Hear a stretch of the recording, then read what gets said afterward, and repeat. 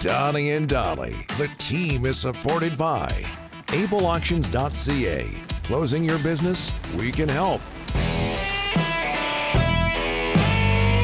Monday, and all of our guests today, including Elliotte Friedman, standing by in Boston, sponsored by Basant Motors. Check out their 34th anniversary sale happening all month long at Basant. Check out the details online at Basant Motors, BASANTmotors.com, or visit their showroom at 16315 Fraser Highway in Surrey. As we go to Boston, Mass, joined by Elliotte Friedman, Hockey Night in Canada, 32 Thoughts podcast. Elliotte, thanks for doing this, sir. How are you? Vancouver's favorite city, Boston. Yes. Yeah, no kidding. Yeah, people here still feel the sting, and a lot of that has to do with Brad Marchand and what he was up to in 2011, which, by the way, was his rookie year. So he's back in Boston with the Florida Panthers. You're there to cover it. I believe he spoke moments ago. Yep. What was the focus of that? I think just the idea of coming back and playing here. The game guys, and you will remember it. And the one I always remember was Matt Sundin when he came back to Toronto, because he wasn't sure what the reaction was him going to be. And you guys will remember when the ovation was so loud that he lost it, and he was the super stoic Swede, and he couldn't control his emotions, and they didn't want to drop the puck, and he could barely take the face off. And then he scored that great shootout goal at the end of the night to win the game. Like, I look at a lot of reunions and I compare them to that. And I said to him, Marchand today, you're a pretty emotional guy. Could you see that happening? And he actually said, yes, I could. He said, the good thing is I'm not a centerman, so I don't have to worry about taking faceoffs. But this is going to be an emotional night here. When he was traded last year, Florida came back in 4 days later, but he was hurt, didn't play. And he said today he was actually happy he didn't have to play that game. It's going to be really something here tomorrow night. They love this guy. He talked about his favorite coffee shop, that if he had a bad game, they'd put on his coffee, his order. Tough one last night, and how much he loved being a part of that. So it's going to be really emotional here tomorrow. Yeah. Not Not that I'm sure Vancouver fans are really going to be big into that. Well, I just want to know if he plans on destroying anybody's equipment tomorrow. You know what? He had a good line about that. I got to check exactly what he said, but he was asked about that. He said the alternative was to throw it into the crowd, and he thinks he probably would have gotten a lot more than a fine. He said he actually thought he did a pretty good job of controlling his temper there, because it could have been a lot worse. Hey, Elliotte, another fan favorite in Vancouver is Tom Wilson as of yesterday. Yeah. Do you understand why there was no penalty on that hit on Filip Chytil? Yes, I do. I'll say this. First of all, I think the primary concern is Chytil. Yeah. He's had too many injuries. I don't like to see it.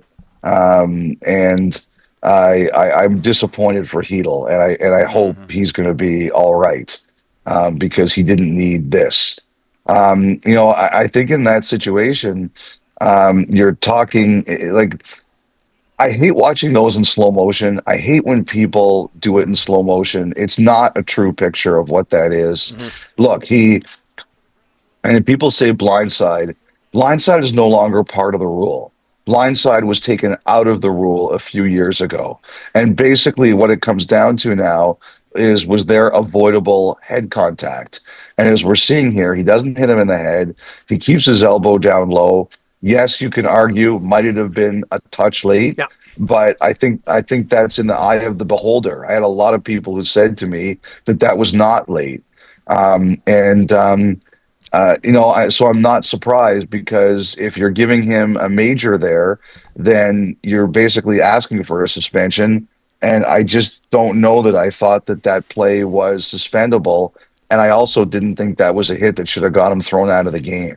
So again, I know that answer isn't going to make me very popular out there, and I don't like that Chytil's injured, but that was, if anything, it was a tiny bit late, if anything, but it wasn't dirty. I've seen a lot of hits. Was it predatory? Yeah, I think so. That's what Tom Wilson does, and he will hit you if you're not paying attention, and Chytil just did not see him coming. Hey, Elliotte, the Canucks center ice position. Oh my goodness! And Bluger's questionable for tomorrow. If they had to go out in the trade market today, they wouldn't do it. They would know that every team in the NHL knows they're desperate for centers. What about the trade market for centers, and what could they possibly get? You know what, Rick? I think it's going to be really tough. I have an old saying: when you're in trouble, these guys, they don't. When you're drowning, they don't throw you a life preserver; they throw you an anvil. So, right now, Vancouver's in a really rough spot. There's no question about it. You're basically going to have to ask everybody internally to get 5% better, and everybody's going to have to become that much more committed. I made a lot of my calls on the weekend preparing for last Saturday's show, Rick. Yep. And a lot of the players out there right now are extra defensemen like Eric Gustafsson or like the extra guys in San Jose. The forwards that are available are guys like Jonathan Berggren from Detroit. I don't know that there's a lot of centers available right now. And, even if there might be some depth centers, but I don't know that they're better than anything that Vancouver already has, right? And they're certainly not number twos. They're very, very hard to find. I mean, I know what you're saying. People can say, "Oh, you're desperate now. Maybe you'll pay more," but maybe that's true. But it's not like the list of players who are available has changed a lot since the injury. Vancouver knows who's out there. Yeah, absolutely. They've been trying for weeks and weeks and All months. summer. Yeah, all summer. Yeah, it started with Rossi, and then it went on and on and on. Okay, we're 5-6 games into the season, Elliotte. Who's surprising you? What team is doing well where you're saying, I didn't think those guys would do well? I would say Detroit's better than I thought they were, they lost the especially first after game, that first game. Yeah. You know what? I'd say too, like you guys have been a little bit better than I thought you might be. 4-2, the kind of wild games, down 2-0 win, down 2-0 win. Now let's try something different. Let's go up 4-0 and hold on for dear life. I think if the Canucks would have been 4-2 and Pettersson, who had a really big finish yesterday with the blocked shots, if you would have looked at Pettersson's offense in the first 6 games and saw that that's where you guys were, I think people would have been a little bit surprised.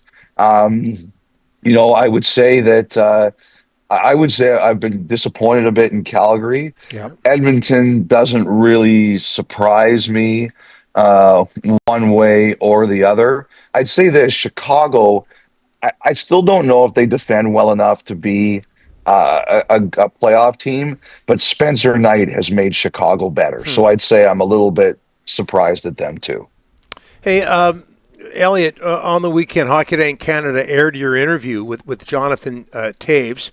What's your early take on the impact his comeback is having in Winnipeg? He's got 3 assists in 5 games, taking important faceoffs. Well, he's better than I thought he would be. So we did a live podcast in Prince Edward Island a couple of weeks ago, and someone asked me how I thought Toews would be, and Don, my honest answer was, I'm going to set the bar low because I'm expecting him not to be ready. When you miss 910 days, you don't expect someone to make an immediate impact. He's been really good. Like when I saw him, when we last saw him, when he took time off from Chicago, he just, unfortunately, because of everything he was battling, Don, he'd fallen really out of shape. And so when I saw him here, like his legs are thick, they are massive. He looks fantastic. He's been better than I thought, aside from not scoring. Obviously, mentally, he's much clearer in between the ears. If you heard the conversation, he's come a long way. I'd say this too, Don, is that the people of Manitoba are really proud that he chose to play for them. Like when I got into Winnipeg, people are asking, "What are you doing here? What are you doing here?" And I said, "I'm here to tape something with Toews." And everybody said, "You know what? Like, we're really proud he's playing for us. We're really proud that the hometown guy came back." Like so many, people normally ask me, like, "What are you doing here?" Like they want me to get on the next flight and leave, but they were really excited that Toews was playing for the Jets. Yeah, those shots of him in the old days when he was younger, wearing the old Jets uniforms were priceless. It was a great piece. Thanks very much. And you know what? It just goes to show you, like Don, like we all would have thought that Toews would have had everything together from the moment he came in the NHL. It just shows, like, you never know what's going on in a person's mind. Yeah. All right, Elliotte, you're in Boston, so you can't go to Game 7. Blue Jays Mariners and Jays. I went last night. Okay. Last night I was at Game 6. Oh. But so who are you guys cheering for? Are you guys Mariners or Jays? Elliotte, we're out of time here. Jays, Mariners, unbelievable. Yeah. Don, you're a disgrace. Yeah, That's Canada- terrible. I am. Canada's team. My wife tells me that all the time. Canada's team. I bet you you're a 51st stater too. Right, No, Don? no. Let's not get into that. But I've seen way more Mariners games than I've seen Jays games. Look where we are. Look on a map. No. I don't know. I don't know. In Joe the Taylor Carter. House, there's no border in between the countries. We'll talk about it next week. We'll see what happens. All right, guys. 2 Take weeks from care. now. Thanks, Bye-bye. Elliotte. Appreciate it.